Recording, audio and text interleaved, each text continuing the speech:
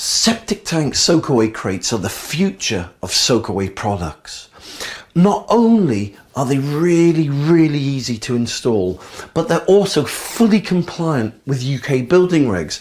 And so it's no wonder then that septic tank soakaway crates are the best-selling soakaway product in the UK today.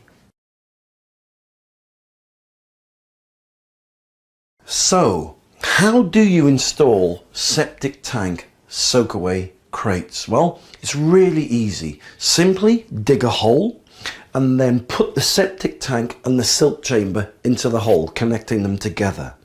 Once you've done that, all you need to do is then lay down the membrane that comes free with the septic tank soakaway crates.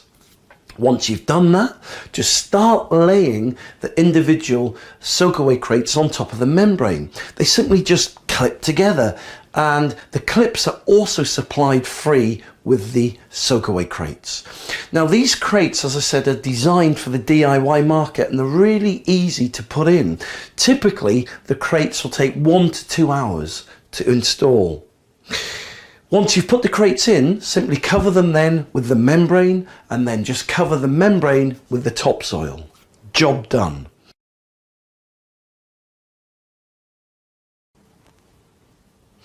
So, how do septic tank soakaway crates work? Well, these crates have been designed by German scientists and it's very clever how they work.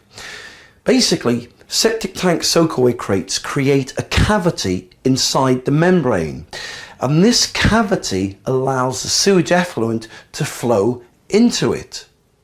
Now the crates and the membrane then slowly release the treated effluent into the surrounding topsoil, and from there it then just naturally drains away into the ground.